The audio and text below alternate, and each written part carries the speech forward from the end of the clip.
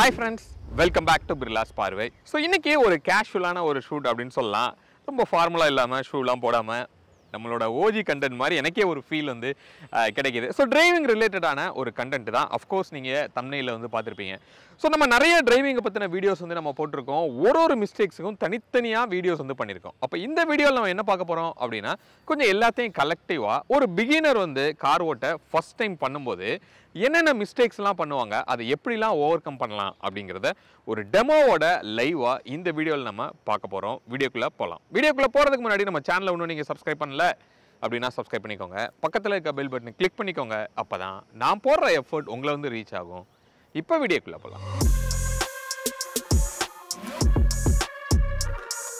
First mistake, நீங்கள் காருக்குள்ளே வந்த உடனே உங்களோட சீட்டோட பொசிஷனை ரொம்ப கரெக்டாக வச்சுக்கணும். ஏன்னா அப்படின்னா தான் நீங்கள் டிரைவ் பண்ணும்போது உங்களோட ஹேண்டோட பொசிஷன்ஸ் எல்லாமே வந்து கரெக்டாக உங்களுக்கு அலைன் ஆகும். அதை எப்படி அலைன் பண்ணுறது அப்படின்னு கேட்டிங்கன்னா, ஒரு சில பேர் எப்படி தப்பு பண்ணுவாங்கன்னு நான் சொல்கிறேன்.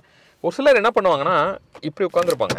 ஓகே, இப்படி உட்காந்துட்டு இப்போ தான் எனக்கு வந்து ரோடு நல்ல விசிபிளாக இருக்குது அப்படிங்கிறதுக்காக இப்படி உட்காந்து இப்படி ட்ரைவ் பண்ணுவாங்க. இது கண்டிப்பாக ஒரு தப்பான மூவ் அப்படின்னு சொல்லலாம். உங்களுக்கு சடனாக வந்து ஸ்டேரிங்கை வந்து ரொட்டேட் பண்ணும்போது உங்களோட கை வந்து கரெக்ட் போய் லாக் ஆகிறதுக்கு அதிகமான வாய்ப்பு இருக்குது. அதனால் இப்படி உட்காரக்கூடாது. அதே மாதிரியே ஒரு சிலர் இவ்வளோ பின்னாடி உட்காந்துக்கிட்டு இப்படி ஓட்டுவாங்க. ஸோ இதுவுமே வந்து ஒரு தப்பான ஒரு சீட்டிங் பொசிஷன் தான் அப்படின்னு சொல்லலாம். அப்போ எப்படி தான் இருக்கணும் அப்படின்னு கேட்டிங்கன்னா, நீங்கள் கையை வந்து இப்படி நீட்டினீங்க அப்படின்னு சொன்னால் உங்களோட ரிஸ்ட் இருக்கு இல்லையா, அந்த ரிஸ்ட்டு வந்து இந்த ஸ்டேரிங்கோட டாப்பில் வந்து இப்படி போய் நிற்கணும். இப்போ நீங்கள் பார்த்தீங்கன்னா, நான் சீட்லேருந்து முன்னாடி வந்து தான் இப்படி வச்சுருக்கேன். நான் கரெக்டான பேக்கில் உட்காந்தேன் அப்படின்னா எனக்கு ரிஸ்ட்டை விட்டு எவ்வளோ தூரம் தள்ளி இருக்குன்னு பார்க்கலாம். அப்போ அதை அலைன் பண்ணுறதுக்காக நீங்கள் என்ன பண்ணணும், சீட்டை வந்து லைட்டாக அப்படி முன்னாடி இழுத்து இப்போ பார்த்தீங்கன்னா கிட்டத்தட்ட அந்த நமக்கு அந்த ரிஸ்ட்டு வந்து இந்த ஸ்டேரிங்கோட டாப்பில் வந்து உங்களுக்கு இருக்கும். இப்படி இருக்கும்போது கையை நீங்கள் இப்படி வச்சிங்க அப்படின்னா கரெக்டாக இந்த மாதிரி ஒரு வி ப்ரொஃபைல் வந்து உங்களுக்கு கிடைக்கும். நீங்கள் ஈஸியாக ஸ்டேரிங்கை எந்த பக்கம் திருப்புறதுக்குமே வந்து அது உங்களுக்கு எந்த டிஸ்டர்பன்ஸும் இருக்காது. ஸோ இதை வந்து ஃபஸ்ட்டாக வந்து நீங்கள் கரெக்ட் பண்ணிக்கணும். செகண்ட் மிஸ்டேக்கு, ஸ்டேரிங்கை நீங்கள் எப்படி பிடிக்கிறீங்க அப்படிங்கிறது. ஒரு சில பேர் என்ன பண்ணுவாங்க அப்படின்னு கேட்டிங்கன்னா, இப்படி கீழே பிடிப்பாங்க, இல்லை இப்படி பிடிப்பாங்க, இல்லை இப்படி பிடிப்பாங்க. இது எல்லாமே வந்து ஒரு தப்பான ஸ்டேரிங் பொசிஷன் அப்படின்னு சொல்லலாம். ஏன் அப்படின்னா, நீங்கள் பழகும்போது இந்த ஒரு கரெக்டாக ஒரு ப்ரொசீஜரை ஃபாலோ பண்ணீங்க அப்படின்னா, நீங்கள் எக்ஸ்பீரியன்ஸ் ஆனதுக்கப்புறம் உங்களுக்கு எப்படி கம்ஃபர்ட் இருக்கோ நீங்கள் எப்படி வேணாலும் நீங்கள் ஹேண்டில் பண்ணலாம். பட் ஃபஸ்ட்டு நீங்கள் பழகும்போது என்ன பண்ணணும் அப்படின்னா, உங்களோட கை வந்து இந்த ஸ்டேரிங்கை ஒரு கிளாக்காக நீங்கள் அஸ்யூம் பண்ணிக்கோங்க.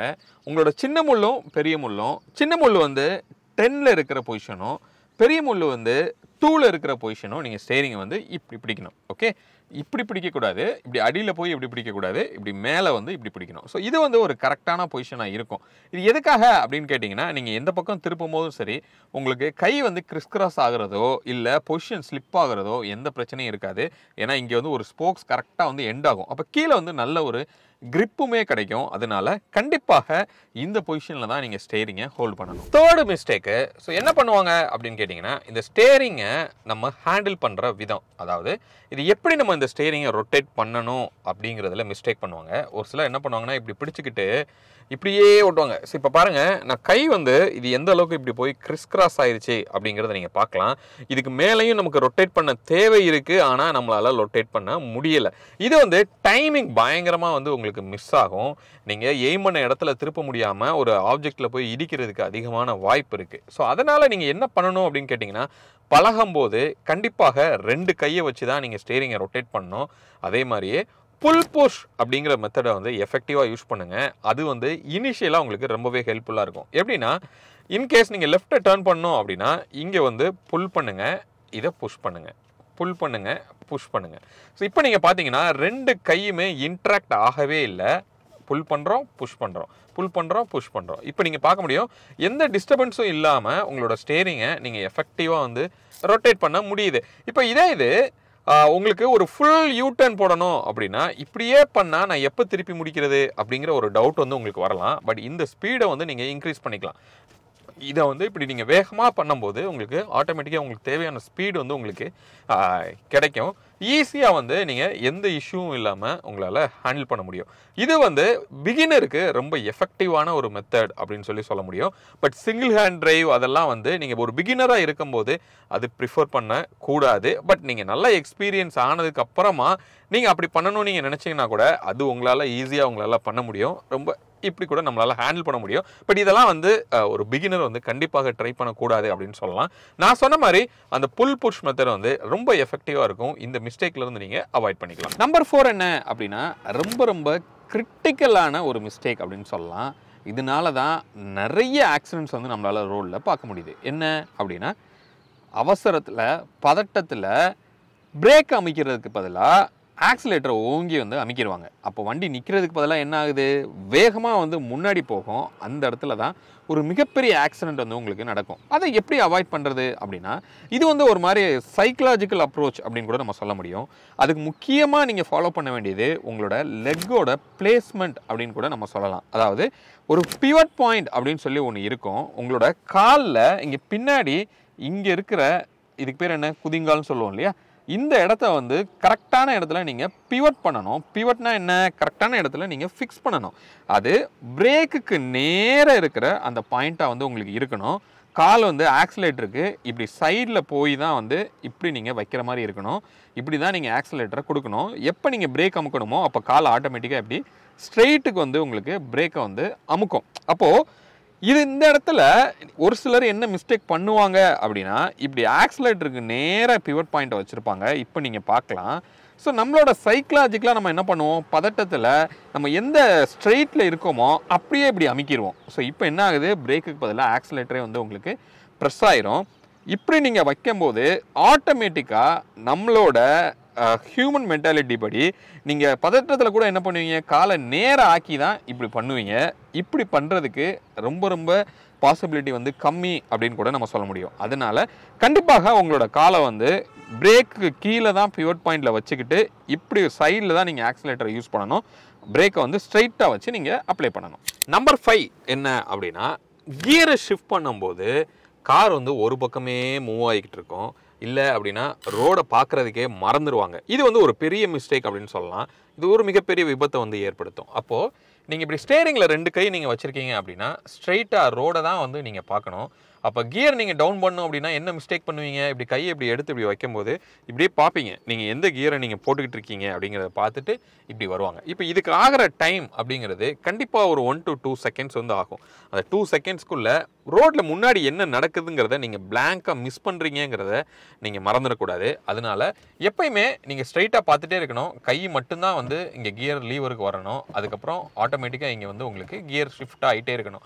அப்போது இந்த கியர் லீவர் எந்த கியரில் இருக்குது அப்படிங்கிறத நீங்கள் சென்ஸ் பண்ண பழகிக்கிடணும். அதாவது இப்படி இருக்குது அப்படின்னா தொட்ட உடனே இந்த லீவர் வந்து எந்த பக்கம் திரும்பி இருக்குதுங்கிறத நீங்கள் வச்சே நீங்கள் என்ன பண்ணணும், இது வந்து இந்த கியரில் தான் இருக்குது அப்படிங்கிறத நீங்கள் ஜட்ஜ் பண்ணுற அளவுக்கு நல்லா பழகிக்கணும்.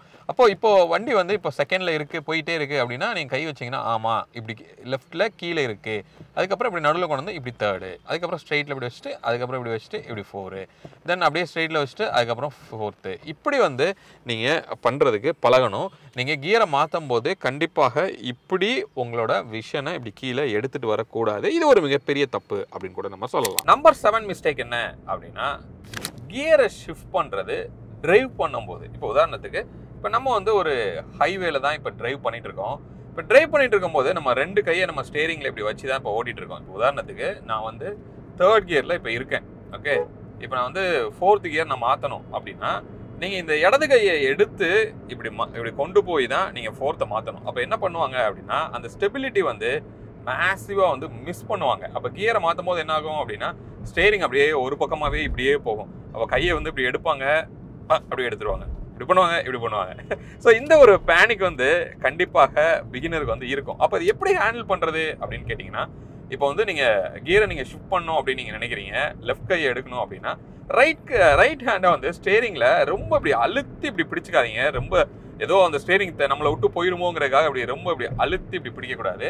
நீங்கள் என்ன பண்ணலாம், ஜென்ட்லாக வந்து இந்த ஸ்டேரிங்கை வந்து இப்படி ஹோல்ட் பண்ணுங்கள். ஹோல்டு பண்ணிவிட்டு இதை இப்படி எடுத்து இப்படி அழகாக வந்து கிளச் அமைக்கி இப்படி ஷிஃப்ட் பண்ணுங்கள். திருப்பி கையை வந்து இப்படி கொண்டு வாங்க. அப்போ ரொம்ப நீங்கள் அழுத்தி பிடிக்கும் போது என்ன ஆகும் அப்படின்னா இந்த கியரை நீங்கள் மாற்றும் போது உங்களுக்கும் அறியாமல் இப்படியே ஸ்டேரிங் வந்து ஒரு பக்கமே போகும். இங்கே பக்கத்து ட்ராக்ல வர்ற காரில் போய் நம்ம இடிக்கிறதுக்கு அதிகமான வாய்ப்பு இருக்கும். அப்போ இந்த மிஸ்டேக்கு கண்டிப்பாக நீங்கள் பண்ணக்கூடாது. இப்போ நான் சொன்ன மாதிரி இதை ஓவர் கம் பண்ணுறது ரொம்ப சிம்பிள். ரைட் ஹேண்டை ரொம்ப டைட்டாக ஸ்டேரிங்கில் பிடிக்காதீங்க, ஜென்டிலாக பிடிங்க. பிடிச்சிங்கன்னா ஆட்டோமேட்டிக்காக நீங்கள் கியரை ஷிஃப்ட் பண்ணும்போது உங்களுக்கு ஈஸியாக ஒரு கண்ட்ரோல் வந்து கிடைக்கும். அடுத்து கையை இப்படி கொண்டு வாங்க, அடுத்து இப்படி கையை எடுத்து இப்படி பண்ணுங்க. அதே மாதிரியே நீங்கள் கியர் மாற்றும் போது இப்போ நீங்கள் பார்த்தீங்க என்னோட விஷன் வந்து இங்கே இப்படி போய் இப்படி மாற்றலை. நான் ஸ்டேரிங் ஸ்ட்ரெயிட்டாக தான் பார்த்துக்கிட்டே இருக்கேன். நான் ஏற்கனவே சொன்ன மாதிரி ஜஸ்ட்டு ரொம்ப சிம்பிளாக இப்படி வந்து நீங்கள் கியரை மாற்றிட்டு அப்படியே பண்ணிட்டே இருக்கும். இப்போ என்ன கியரில் இருக்கோங்கிறத நீங்கள் கண்டிப்பாக மைண்டில் வந்து வச்சுக்கணும். இந்த ஒரு மிஸ்டேக்கை வந்து இந்த மாதிரி ஒரு ஈஸியாக உங்களால் ஓவர் கம் பண்ண முடியும். நம்பர் 8 என்ன அப்படின்னா ஸ்டேரிங் கண்ட்ரோல். அது வந்து ரொம்ப ரொம்ப முக்கியம். நம்ம நிறைய கார் ஓட்டுறதோட அந்த கிரேஸே நமக்கு வந்து எப்படி உருவாயிருக்கும் அப்படின்னா நேரில் வந்து பஸ்ஸை ஓட்டுறதை பார்த்து இப்படி தான் வந்து நமக்கு வந்து ஒரு பயங்கரமாக நமக்குள்ள வந்து ஒரு இன்ஸ்பிரேஷன் வந்து வந்திருக்கும் அப்படின்னு சொல்லலாம். அப்போ அதில் நிறைய நம்ம பார்த்துக்கிற விஷயம் என்ன அப்படின்னா ஸ்டேரிங் வந்து இப்படி இப்படி இப்படியே ஓட்டிகிட்டே இருப்பாங்க, ஆட்டிக்கிட்டே இருப்பாங்க பஸ் எல்லாம் நீங்கள் பார்த்தீங்கன்னா. ஸோ அப்போ நமக்கு என்ன மைண்டில் ரிஜிஸ்டர் ஆகிருக்கும் அப்படின்னா, ஓ நம்ம கார் ஓட்டும் போதும் அப்படி தான் ஓட்டணும் போல அப்படின்னு சொல்லி ஒரு சிலருக்குலாம் மைண்டில் ரிஜிஸ்டர். இன்ஃபேக்ட் எனக்கே வந்து நான் சின்ன பிள்ளையில என்ன பண்ணுவேன்னா, ஒரு பஸ்ஸு டிரைவருக்கு பக்கத்தில் சீட்டே இருந்தால் கூட அங்கே நின்றுக்கிட்டு அவர் என்ன பண்ணுறாருன்னு பார்த்துக்கிட்டே வருவேன். அவர் இப்படியே ஆட்டிக்கிட்டே வருவார். இப்போ நானும் அப்படியே நினச்சிருக்கிறேன், ஒருவேளை நம்ம இப்படி தான் ஓட்டணுமோ அப்படின்னு சொல்லி. அப்படி கிடையாது. அது வந்து ஸ்டேரிங் பாக்ஸில் இருக்கிற ஒரு பிரச்சனை அப்படின்னு கூட சொல்லலாம். அதாவது ஒரு பிளே வந்து அவங்களுக்கு இருக்கும். அப்போ அந்த ஒரு பிளே வந்து ஒரு குறிப்பிட்ட டைரக்ஷன் வரைக்கும் அது சும்மா ஃப்ரீயாக தான் அந்த வீல் வந்து சுற்றும். அதுக்கப்புறமா தான் உங்களுக்கு ஸ்டேரிங்கே வந்து ஆக்சுவல் ஃபங்க்ஷனே ஸ்டார்ட் ஆகிற மாதிரி இருக்கும். அப்போ அந்த பாயிண்ட்டை பிடிக்கிறதுக்காக அவங்க என்ன பண்ணுவாங்க, அப்படியே லைட்டாக ஒரு மேனரிசமாகவே அப்படியே பண்ணியிருப்பாங்க அப்படின்னு சொல்லலாம். அப்போது நீங்கள் காரை ஓட்டும் போது அதுவும் முக்கியமாக இந்த மாதிரி ஹைவேலலாம் ஓட்டும் போது இந்த ஸ்டேரிங்கோட டிஃப்ளெக்ஷன் வந்து ரொம்ப சின்ன டிஃப்ளெக்ஷனுக்கே வந்து உங்களுக்கு அதிகமாக வந்து கார் வந்து முன்னாடி போகும். ஐ மீன் அதோட டைரக்ஷன் வந்து மாற்றும். ஏன்னா நம்ம ஸ்பீடு வந்து அதிகமாக இருக்கும். இப்போ உதாரணத்துக்கு இப்படி நான் போயிட்டு இருக்கிறேன். இப்போ நான் இந்த லேன் போகிறோம் அப்படின்னா ஜஸ்ட்டு போயிட்டு நீங்கள் பாருங்கள், இவ்வளோ தான் நான் திருப்பினேன், ஆட்டோமேட்டிக்காக வந்து லேனை வந்து நம்ம ஷிஃப்ட் பண்ணிட்டோம். அப்போ உங்களோட மூவ்மெண்ட்டே பார்த்தீங்க அப்படின்னா ரொம்ப மினிமலிஸ்டிக்காக இருக்கும்.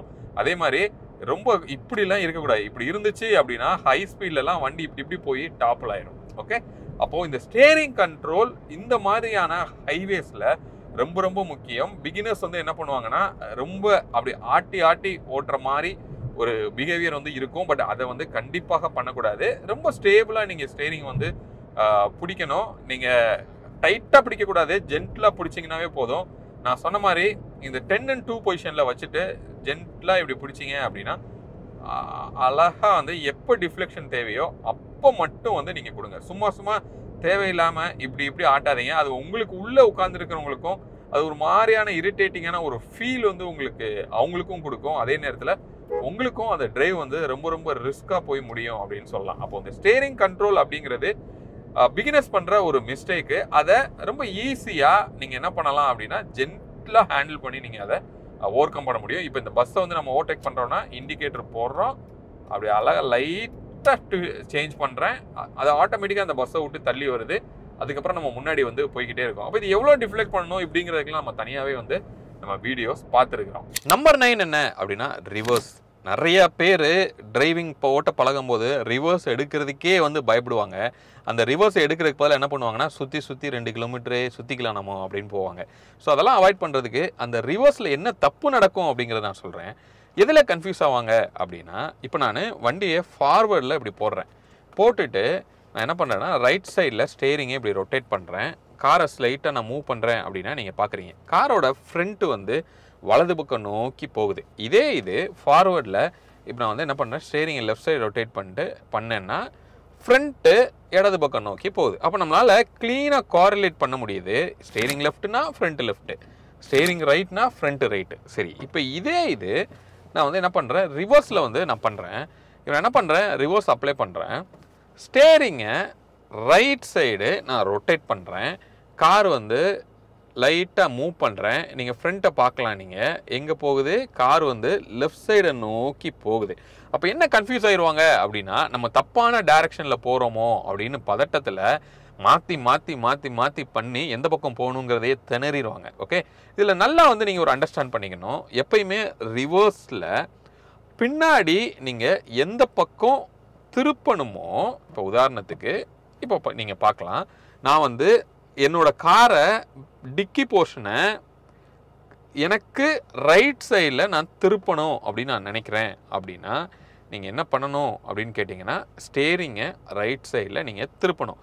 நீங்கள் உங்களோட தாட்டை எங்கே மறந்துடணும்னா, அந்த ஃப்ரண்ட்டில் டைரக்ஷன் இப்படி போகுதே அப்படின்னு சொல்லி நீங்கள் மறந்துடணும். எப்படி நீங்கள் ஃப்ரண்ட்டில் போகும்போது ஃப்ரண்ட்டு வந்து வலது பக்கம் திரும்பணும்னா ஸ்டேரிங் வலது பக்கம் திருப்புறீங்களோ, அதே மாதிரியே காரு ரிவர்ஸில் போகும்போதும் பின்னாடி போர்ஷன் எந்த பக்கம் திரும்பணுமோ அந்த பக்கம் நீங்கள் ஸ்டேரிங்கை திருப்பணும்.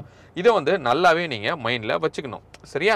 ஸோ அதனால் நீங்கள் எப்போ ஏன் கன்ஃபியூஸ் எதில் கன்ஃபியூஸ் ஆகிறீங்கன்னா, ஃப்ரண்ட்டு ஆப்போசிட்டாக போகுதே அப்படின்னு சொல்லி நீங்கள் கன்ஃபியூஸ் ஆவீங்க. அஃப்கோர்ஸ் அது அப்படி தான் போகும்.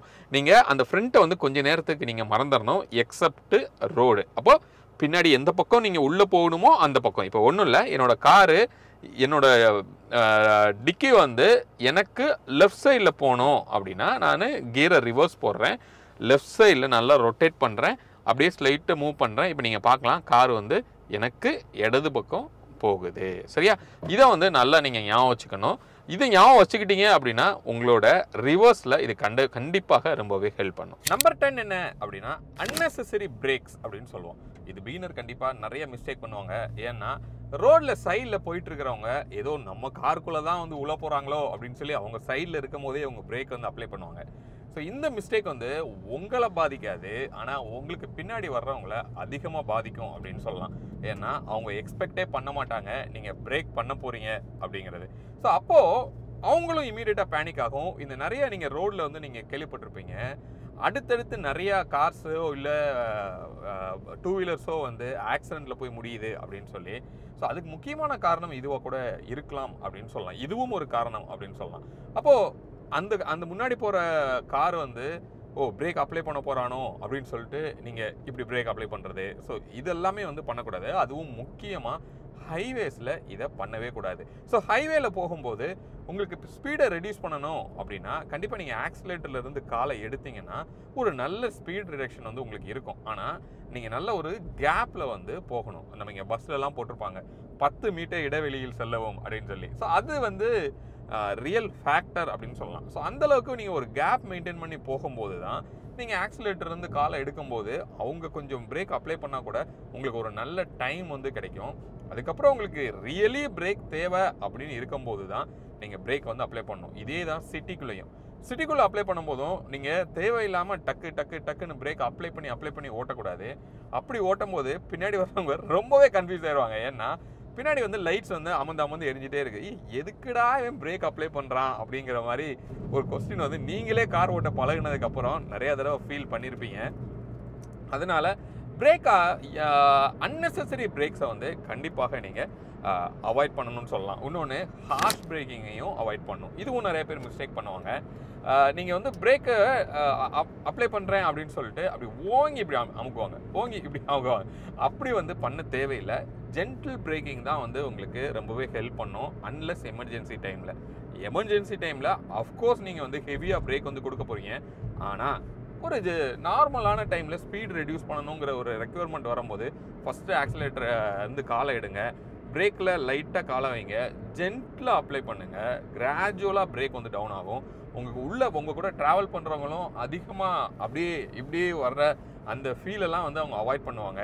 ஒரு ஸ்மூத்தரான டிரைவ் எக்ஸ்பீரியன்ஸ் வந்து உங்களுக்கும் கிடைக்கும், கூட வர்றவங்களுக்கும் கிடைக்கும். அதனால் அன்னெசரி பிரேக்கை அவாய்ட் பண்ணுங்கள். ஹார்ஷ் பிரேக்கிங்கை வந்து அன்னெசரியாக அப்ளை பண்ணுறதை நீங்கள் அவாய்ட் பண்ணணும். ஹோப் இந்த வீடியோ ஒரு கிளாரிட்டி வந்து உங்களுக்கு கொடுத்துருக்கோம் அப்படின்னு சொல்லி நான் நம்புகிறேன். ஒரு பிகினராக ஃபர்ஸ்ட் டைமாக நீங்கள் கார் ஓட்டுறீங்க அப்படின்னா இந்த 10 மிஸ்டேக்ஸ் வந்து கண்டிப்பாக பண்ணுவீங்க.